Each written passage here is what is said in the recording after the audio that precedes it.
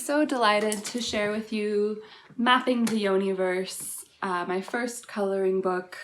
It's illustrated by Cassandra Johns, the cover art is by Amy Willis, and it is essentially the 101, the entry-level amount of information that I would wish that anybody would have in general about this anatomy, and definitely a prerequisite for taking any of my courses and a foundational kind of information that I wish that all of my clients had. So thank you so much for following along and enjoying. We'll start out with a quote from Anais Nin. "The possession of knowledge does not kill the sense of wonder and mystery. There is always more mystery."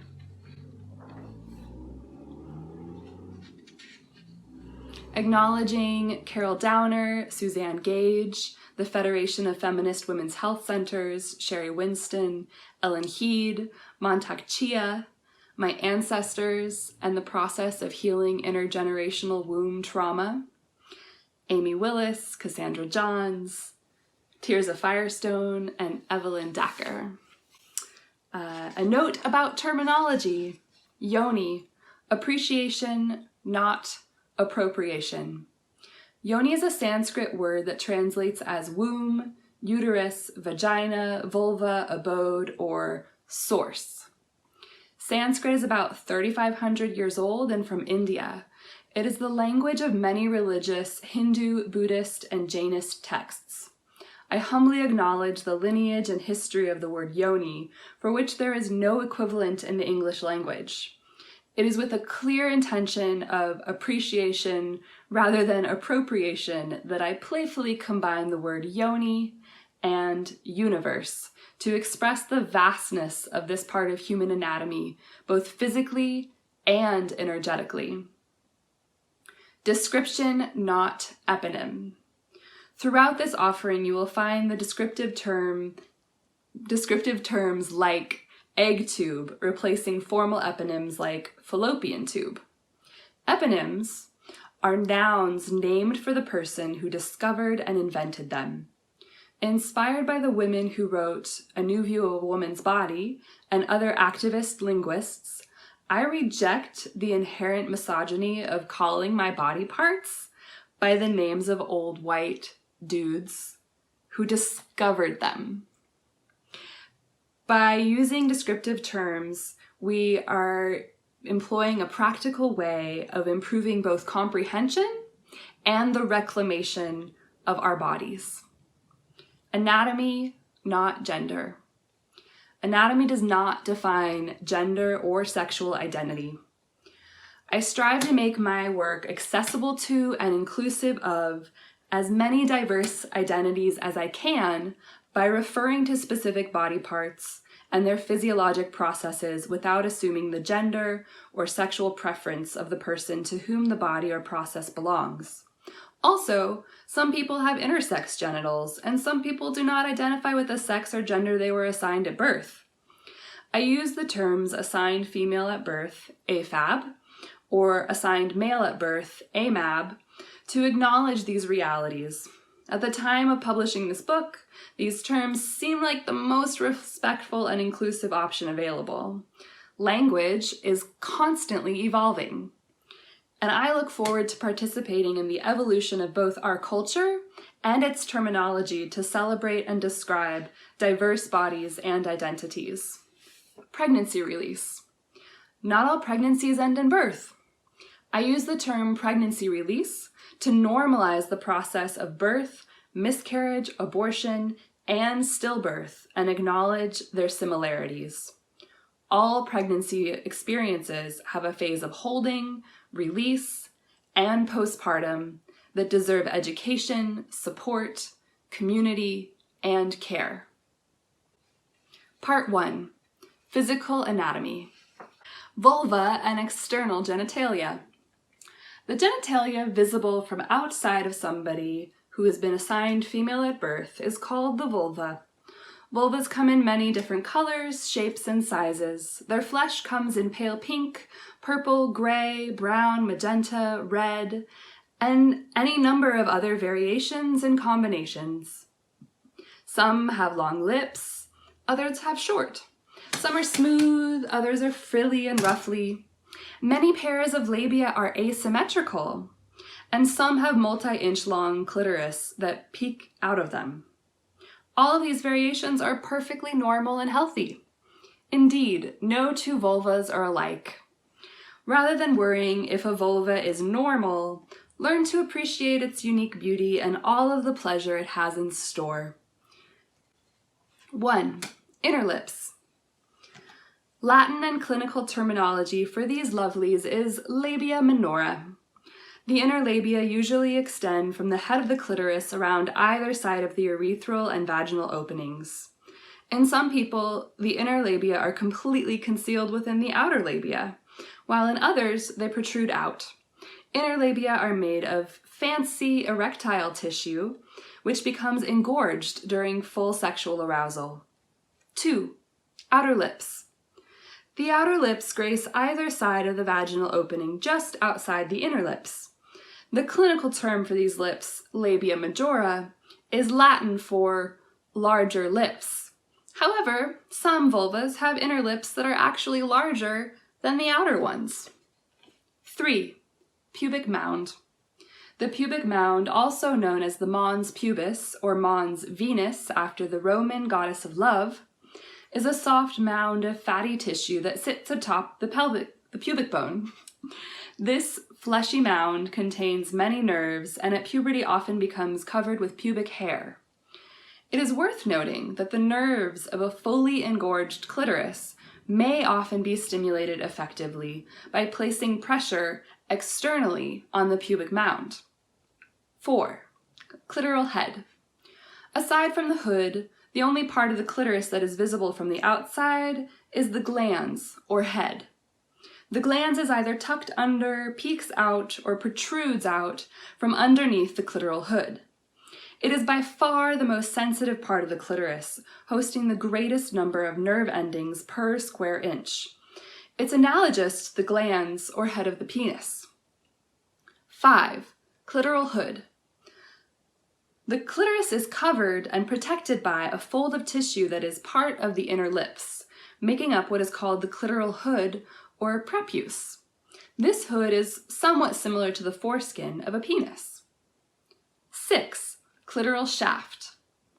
The shaft of the clitoris is hidden from our eyes under the flesh of the pubic mound and the ridge of the pubic bone. In a relaxed state, it is approximately 1 to 2 inches long and a little over half an inch wide.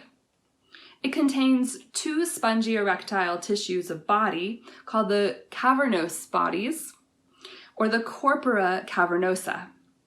This tissue becomes engorged with blood during sexual arousal, increasing the size of the clitoris. The shaft of the clitoris is analogous with the shaft of the penis in the male, or amab. 7. Vaginal opening. The vaginal opening, or in Latin clinical terms, introitus, is the narrowest portion of the vagina. It is located at the base of the vestibule. The vaginal opening is rarely visible without spreading the inner lips. The vagina is more commonly an exit than an entrance.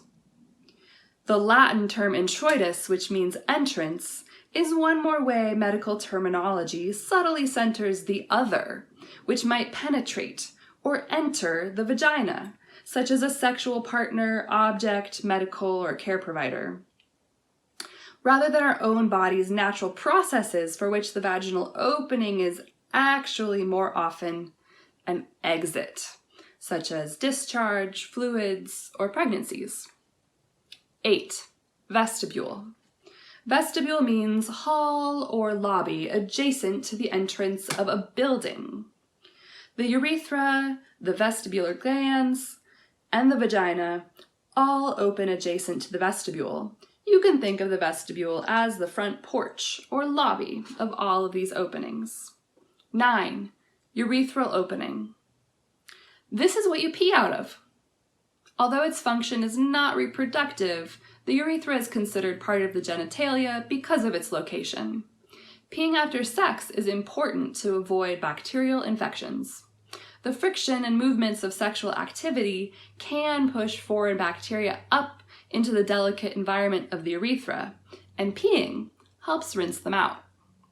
10. Perineum. Between the vulva and the anus is a wonderfully sensitive stretch of skin known as the perineum. Often it has some hair on it and will respond pleasurably to pressure or stroking during sexual play. 11. Anus. The anus is the very end of our digestive tract. It's where your poop comes out. The anus contains nerves that are connected to the perineum, clitoris, and vagina. With proper lube, relaxation, and other thoughtful safety measures, the anus can be a source of sexual pleasure. Rugae. The many bumps and ridges on the surface layer of vaginal tissue are called rugae. This tissue is made up of mucous membrane, similar to the quality of tissue found inside other orifices like your nose and your mouth. The rugae fold and layer themselves on one another like segments of a closed accordion when the vagina is not in a state of arousal or birthing. Just like an accordion being played, they expand dramatically during engorgement processes that happen during sexual arousal and childbirth. Due to the transformation rugae create when blood flow and engorgement happen, the vagina can expand up to 200%. And this is probably my favorite illustration in the whole book, this accordion picture. It's so good. I had Cassandra do it over several times because I just wanted her to look so happy. I was like, she's gotta be really happy. Oh, speaking of happy, here comes the part about the internal clitoris. The clitoris has many more parts to it than most people realize.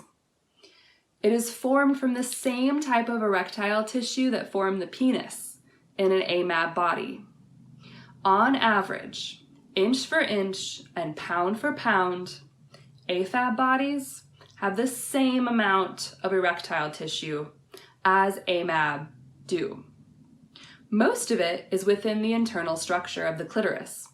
There is an abundance of nerve endings throughout the clitoris and in the area around it.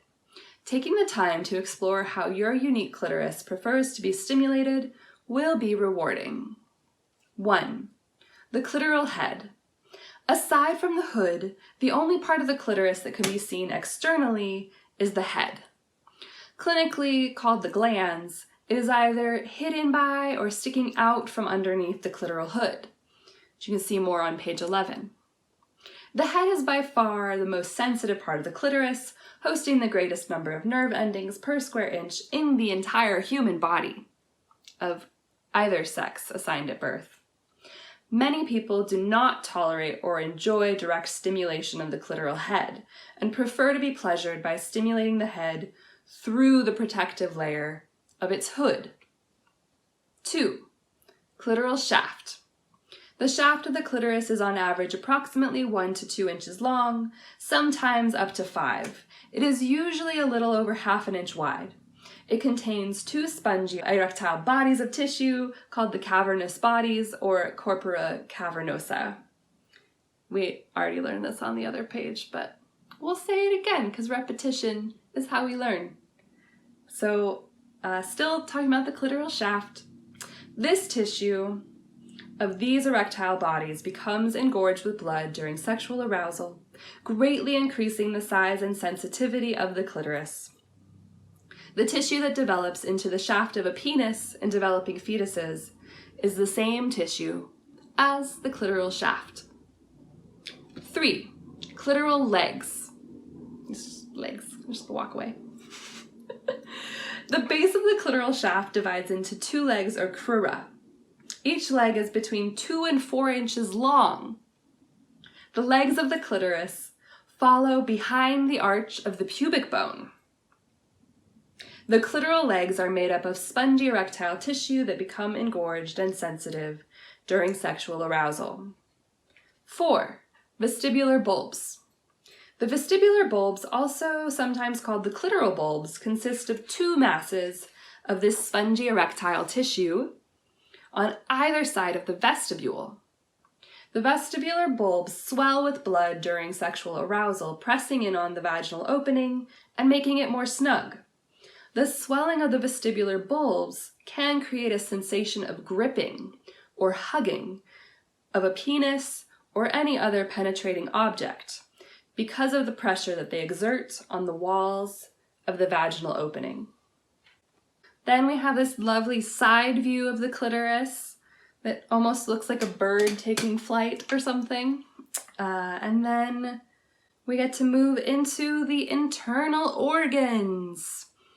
Most of the internal AFAB reproductive organs, including the uterus, ovaries, and egg or fallopian tubes, are impossible to see. With the help of a speculum, flashlight, and a mirror, one may get a glance at the vaginal walls and cervix. 1. Egg tubes. The egg tubes are widely known by their eponym fallopian. These tubes are about 4 inches long, and their purpose is to provide safe passage for an egg to travel from the ovary to the uterus. Contrary to popular belief, the egg tubes are not connected to the ovaries structurally. Rather, the fringed edges, or fimbria, that encircle their openings rest just outside the ovaries. You can see page 24 for more information about fimbria. 2. The ovaries. Human eggs are produced and stored in the ovaries. After ovulation happens, the empty egg follicle of an ovary becomes an endocrine gland that produces very important hormones. People generally have 2 ovaries, but some are born with only 1 or none. During their active years, healthy ovaries are about the size and shape of almonds, and they alternate the task of maturing and releasing an egg about once a month. The ovaries of people who take hormonal birth control stop working as endocrine glands because they stop ovulating, and they shrink to about 50% their normal size. This is not healthy. 3. The uterus. The uterus, also referred to sometimes as the womb, is about the size and shape of a small pear when not pregnant. This organ is credited with being the 5th strongest muscle in the human body. The uterus is an average of 3 to 4 inches long and 2.5 inches wide during our reproductive years while we are not pregnant. The uterus can grow up to 500 times its non-pregnant size during pregnancy. Pretty fancy. 4. The cervix. The cervix is the tip of the uterus. Cervix means neck. The opening in the center of the cervix is called the cervical os. It is through the cervical os that sperm can enter the uterus. This is also where menstrual blood or a pregnancy will exit the uterus. 5. The vagina. The vagina is made up of extremely expandable tissue which forms a canal about 4 inches long when it's relaxed. It is considered a potential space because most of the time the walls of the vagina actually rest against one another. The vagina expands exponentially during high states of arousal and childbirth. The third of the vagina closest to its opening is full of ridges called rugae, which we discussed, you can see page 14, and has more nerve endings than the rest of the vagina, right? So the first third closest to the entrance has way more nerve endings than the rest of the vagina, and it makes it more sensitive. The tissue of the inner 2/3 of the vagina is a lot smoother. The inner 2/3 are less sensitive to touch, friction, or vibration, but they still respond well to pressure. Layers of uterine tissue. 1. Endometrium. This layer of tissue expires and renews itself cyclically in response to hormonal changes. Endometrium sheds and is released through the cervix during the process of menstruation. what most people refer to as menstrual blood is actually mostly endometrial tissue. If conception occurs, this tissue serves as a nourishing nest for a fertilized egg to burrow into. The cyclical shedding of endometrium is a normal, natural, and not an inherently painful process. Any physical pain with the process ought to be interpreted as the body's communication that something about our health or life circumstances needs transformation or healing. 2. Myometrium. Myometrium is made of smooth muscles, the same type as our hearts and intestines. This myometrium is responsible for contractions during menstruation and childbirth alike. This powerful part of the uterus is comprised of 3 separate layers woven cleverly together, forming a magical shape-shifting basket. During menstruation and pregnancy release, these layers of smooth muscles expand and contract to push the contents of the uterus out through the cervix. 3. Perimetrium. Perimetrium serves as a sort of protective shell or membrane for the endometrial and myometrial layers to do their work inside of. The back surface of the uterus is completely covered by the perimetrium, but the front is only partially enclosed. Fimbria. Fimbria, or Fimbriae, singular fimbria, are the fringe or fingers at the end of the egg tubes. Before and during the process of ovulation, the fimbria becomes swollen with blood. The fingers move around the ovary much like sea anemone, creating waves in the fluids of the pelvic cavity. The movement created by their engorgement helps create a come hither motion to encourage the egg to enter the tube after it emerges from the ovary. Connective tissue. So the uterus is held by connective tissues that suspend it in the pelvis much like a baby swinging in a hammock. This connective tissue will contract in response to stress, both positive and negative, physical and emotional. It can pull the position of the uterus subtly or dramatically up, down, or from side to side. In this illustration, you can see the special function of 2 pieces of this connective tissue during sexual arousal. This tissue creates a bridge between the top of the uterus, near where the egg tubes begin, extends over the pubic bone, and attaches to muscles that surround the vaginal opening. As sexual arousal builds, this tissue contracts and pulls the uterus forward and up, moving the cervix and womb out of harm's way if there is to be deep penetration in the vagina. During orgasm, these muscles spasm, causing the uterus to bounce up and down. This movement is thought to assist in potential semen intake, should there be a conveniently located pool of semen in the back of the vagina at the time of orgasm. These particular pieces of connective tissue are referred to in many medical texts, if they exist in those texts, as round ligaments. This is simply because the AMAB equivalent is pure ligament. However, in the AFAB body, this tissue is able to perform its unique function due to its smooth muscle core, which is not technically a ligament at all, because a ligament is supposed to be something that connects bone to muscle, and this is just soft tissue connecting the uterus to the front of the vulva, neither of which are a bone. Love this illustration too. A note about vaginal fluids and secretions. All vaginal fluids are not created equally. There are many types, and each serves a unique, important purpose in our body's ecology and originates from a different spot in its geography. Shockingly, most of what people think are fluids emerging from the vagina are not fluids at all. Technically, menstrual fluids are in fact composed of more tissue than blood. The majority of vaginal secretions and sexual arousal fluids are actually made of a substance called transudate and plasma. They tend to contain a large quantity of skin cells as well. Transudate and plasma originate in the vascular system and they get pushed through the vaginal walls. Remember, they're made of mucous membranes.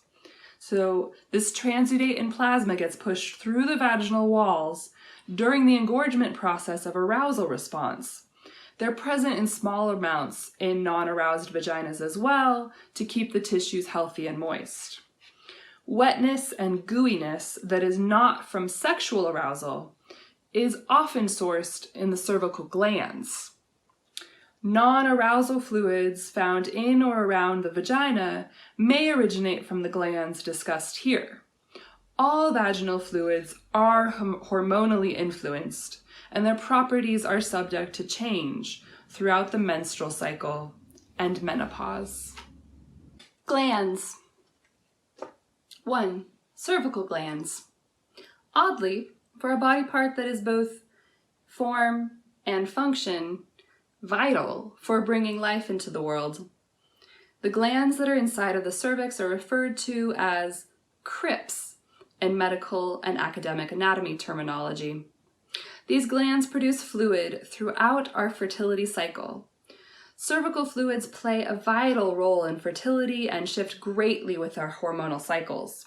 During the height of the fertile phase of the cycle, which lasts an average of 3 to 6 days, cervical glands release a sugary alkaline fluid, perfect for keeping sperm alive and helping their journey to meet an egg at ovulation. Cervical fluids can be anywhere from gluey, sticky, creamy, tacky, to thin, watery, clear, or stretchy. For more information about the meaning and fluctuation of cervical fluids, you can see my book, Ovulation Awareness, or check out my full conscious contraception course. 2. Periurethral glands. The periurethral glands, also sometimes called lesser vestibular glands, or by their eponym skenes, are located at the top, closer to the pubic mound wall of the vagina. The wellspring that the periurethral glands draw their fluids from contain many tiny tubes like a root system that opens into 2 main ducts on either side of the urethra. There are as many as 30 tiny ducts or roots along the length of the urethra. The function of these glands is very similar to the AMAB prostate gland. An international standard for this anatomy is the female prostate.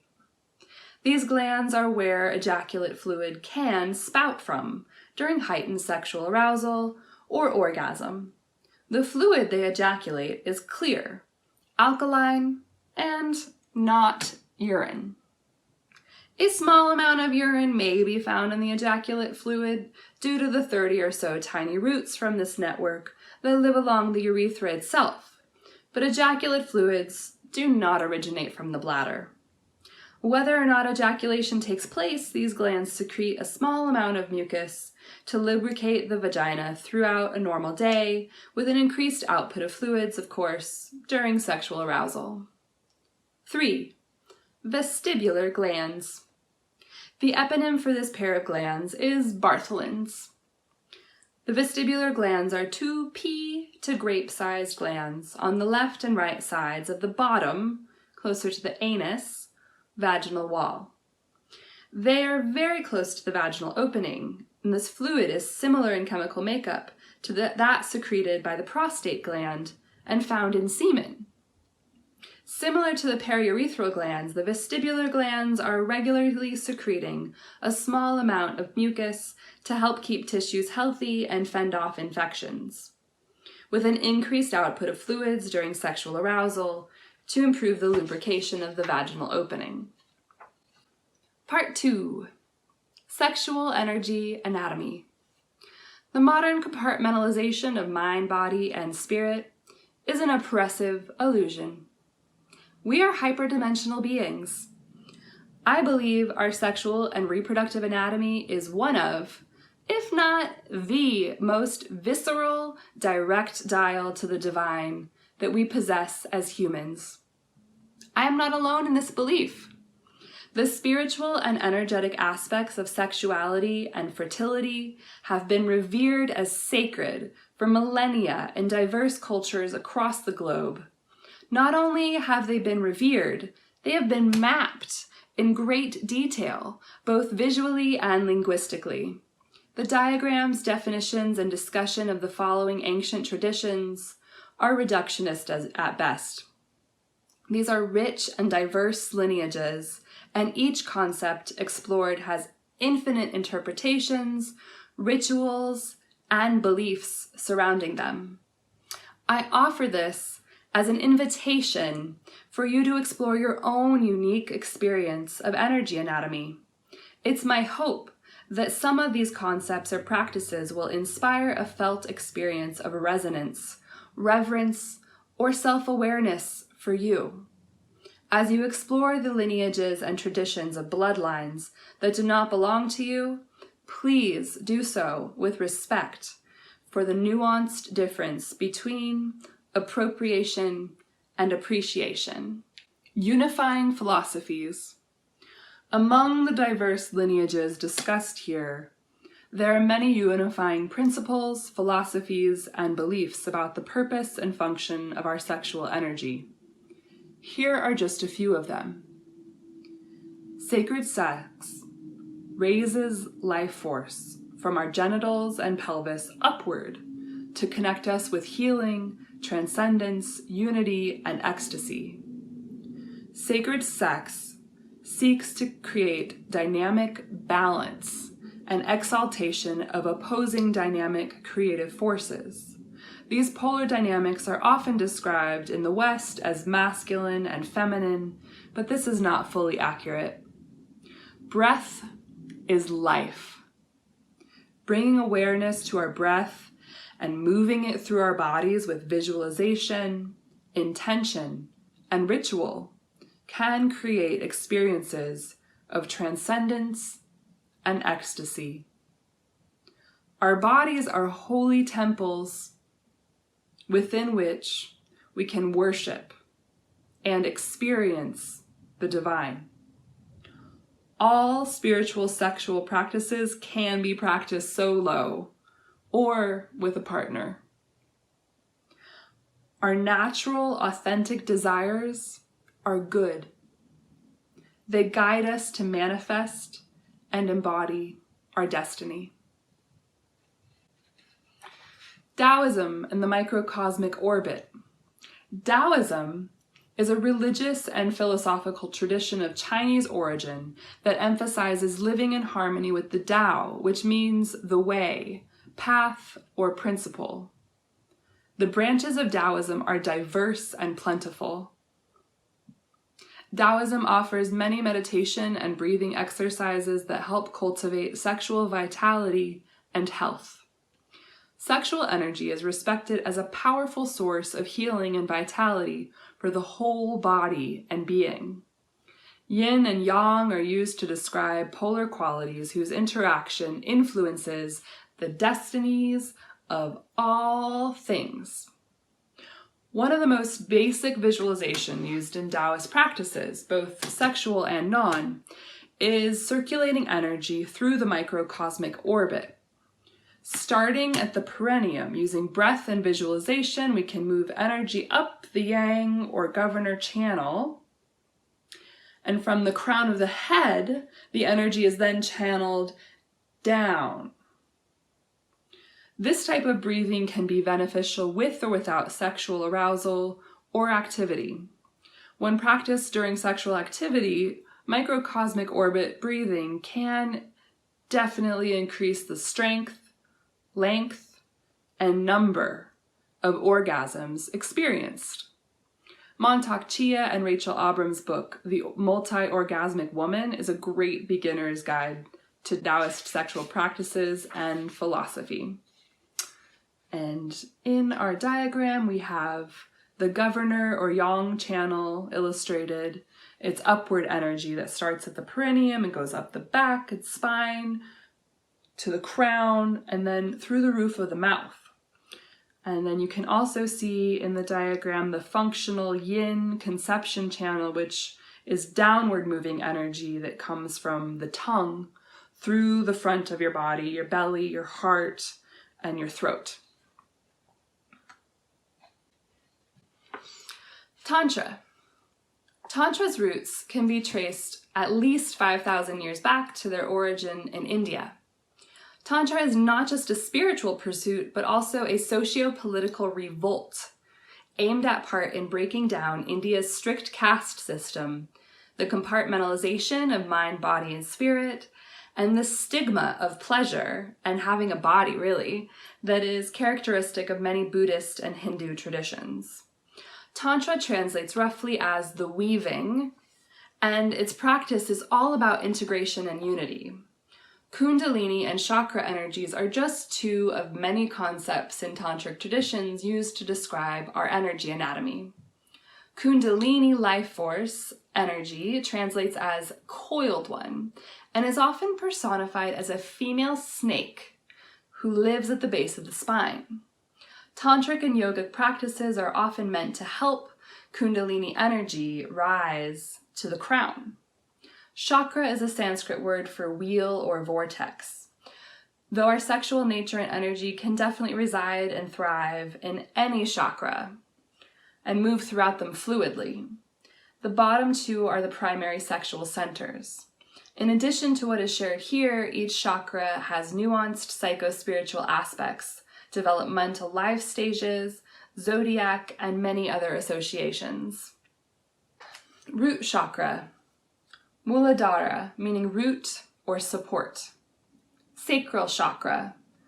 Svadhisthana translates as sweetness. Solar plexus, Manipura, or lustrous gem. Heart, Anahata, or unstuck. Throat, Vishuddha, or purification. Third eye, Ajna, to perceive, to know. Crown, Sahasrara, I believe, or thousandfold. Kabbalah. Kabbalah translates roughly as the receiving and is a form of ancient Jewish mysticism. Some call it the soul of the Torah, which is the central holy text in Judaism. While Kabbalah teachings evolved for thousands of years, primarily orally, written texts can be found dated to the 13th century in northern Israel from the city of Safat, which is an amazing place I've gotten to go. The tree of life is a central symbol in Kabbalah. Much like the chakras in tantric traditions, the tree of life has energy centers, or sephirot, that can correlate with body parts and psycho-spiritual qualities. Even though it is commonly pictured at the feet of the body, Malkut is the sephirot most associated with sexual energy. Similar to the chakras, a flow of energy between all sephirot is necessary for health in any one sephirot. The body is viewed as a mystical bridge from the mundane physical world to the divine spiritual world. We must fully embrace and embody our spirits to reach unity and bliss.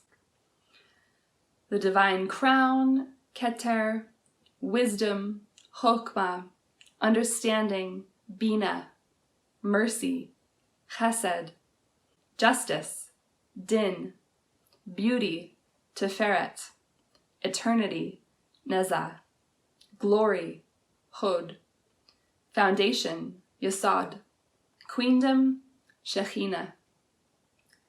Soul consciousness levels. In addition to the Sephirot, Kabbalah further describes the nature of human spirit and consciousness in 5 levels. Nefesh is the soul level associated with Malkut and primal sexual energy. There is a Kabbalistic saying, Nefesh is in the blood. We engage with Nefesh soul level in embodied sexuality, menstruation, and pregnancy release of all kinds. Yechida, unity, bliss, transcendence, infinite. Chaya, life, wisdom body, discernment free of ego. Neshama, breath, intellectual, mental body, stories, thoughts, understanding. Ruach, wind, emotional heart, and astral body. And then Nefesh, the living, animal, soul, physical, primal, sexual body, and our desires.